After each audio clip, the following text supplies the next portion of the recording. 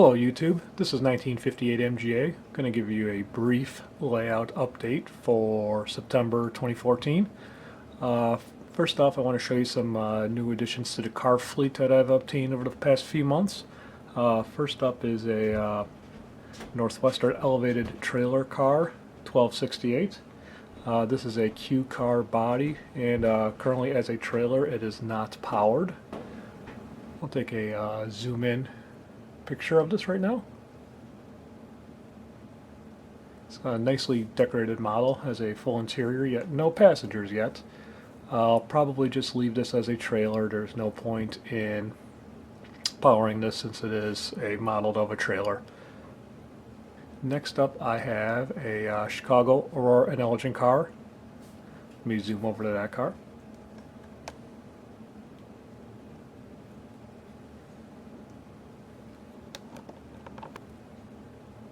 This car is a model of Pullman car number 401, as it ran on the Chicago Aurora and Elgin, so we'll be able to have some west side operations here.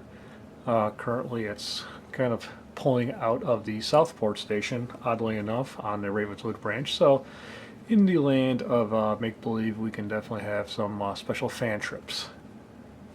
I'll zoom out right now.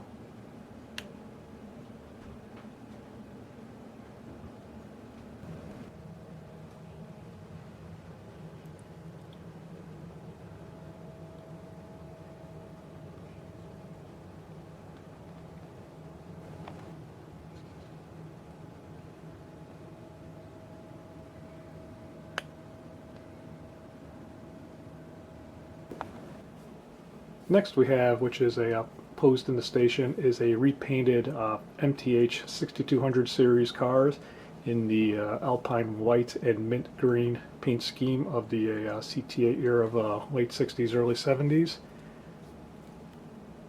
Again, these cars are just a repainted set of MTH cars. One of stripping the paint using a 90% alcohol, repainted,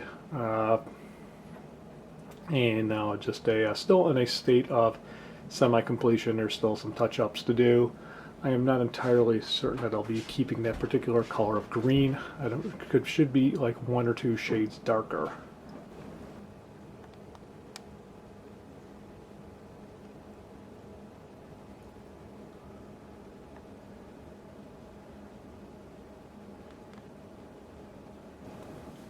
Shown next is an update on the 3D printing that was featured in some of my previous videos.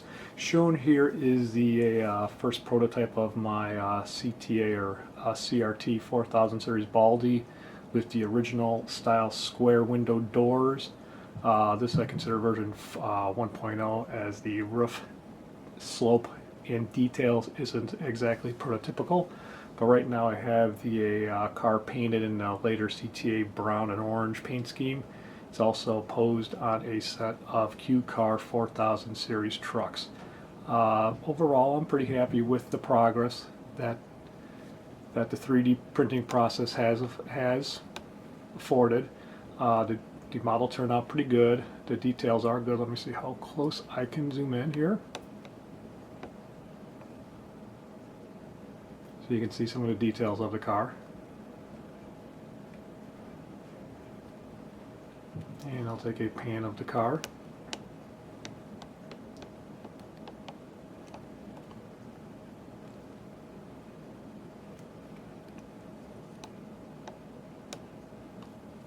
But again, this is what I would consider my version 1.0. The car isn't currently wired for operation, but eventually I'll be wiring it with remote control battery power.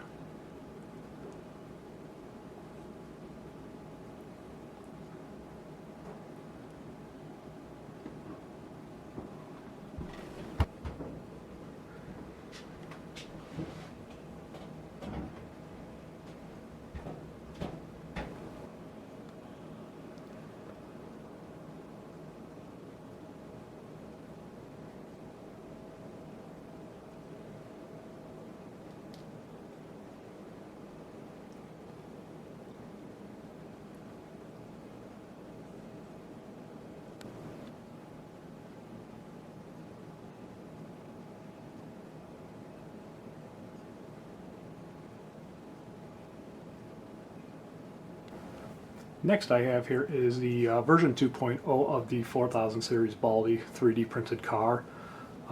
This model was done to improve the accuracy of the shape of the roof and just to correct a few minor details that were missing off the first version. This particular car is just primered at this point, but overall I'm happy with the progress, and I think aside from a few interior tweaks, this will probably be the final version of the car. Here are some close-up views of the car.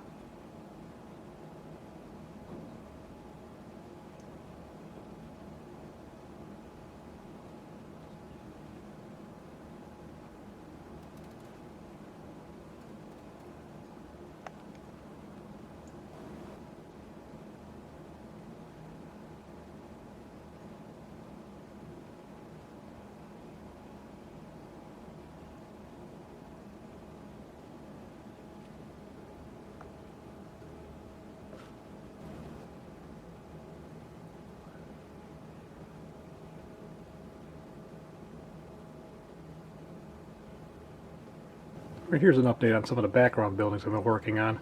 First up here is a 3-story typical Chicago back of an apartment building. It's all scratch built and it's still in a state of progress. Still need to add the doors and add a back porch there. Next I've added a small 3-story, very small apartment building with the porch I'm still working on. This tucks in behind the station. Just basically acting as a nice backdrop for the trains on the elevated structure. So this will show the entire one wall of the layout that shows these new background buildings.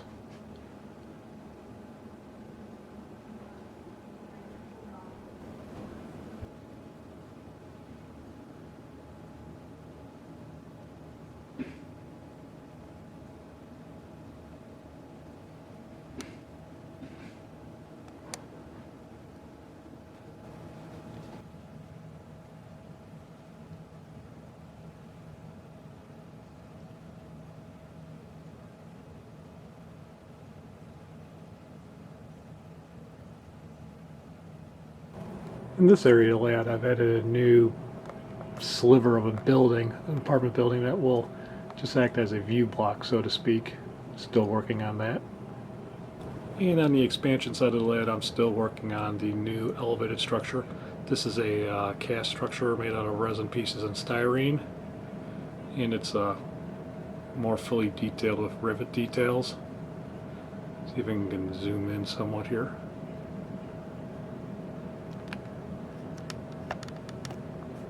It's hard to see because it is pretty, there's a lot of glare over here. It can be hard to see, but there are rivet details now on this particular structure, but it's tough to see as there's a lot of glare.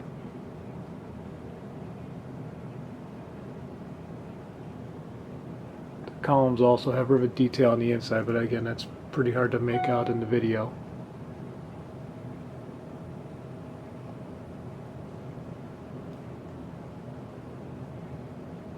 I'm currently working on the tower bend section down here. Again, it's hard to make out due to the glare. I also have the girders ready to go for the last 2 feet. That will reach into the unscenic part that will wrap the layout around the hot water heater.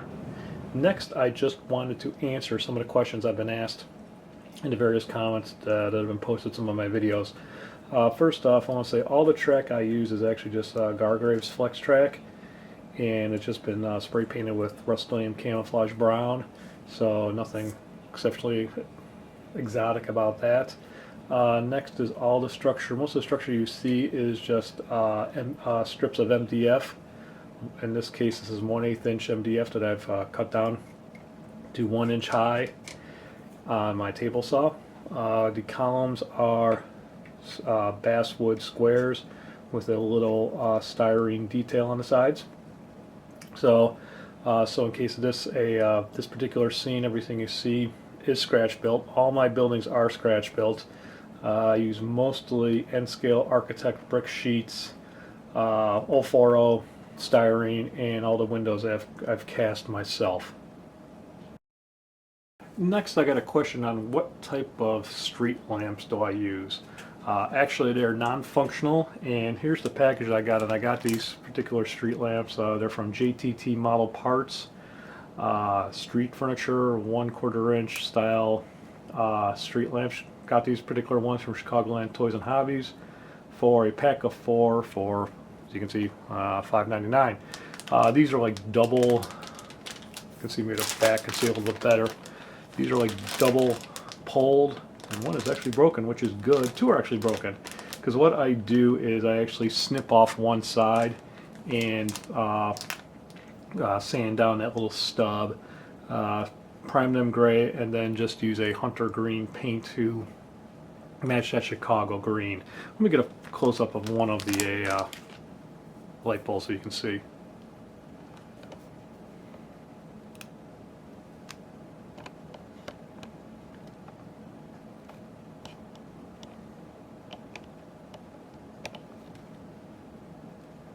It does a pretty fair approximation of your typical, say, Chicago street light. Again, they are non-functional, more of a decoration than anything else.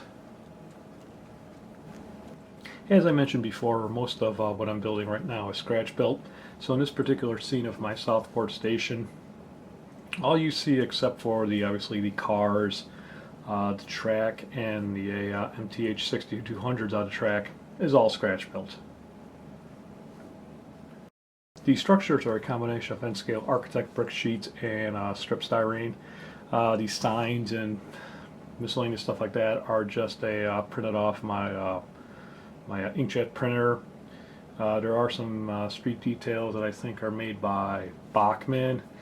The station again is just mostly MDF, strips of MDF. The platform is made out of basswood strip, and the railings are laser cut. Here's an overall again view of the station. Next for the station, I will be adding the stairs and the railings and fencing that will go along with that. That is yet to be added. That'll probably be laser cut, as the amount of detail would be a little bit too difficult to scratch build.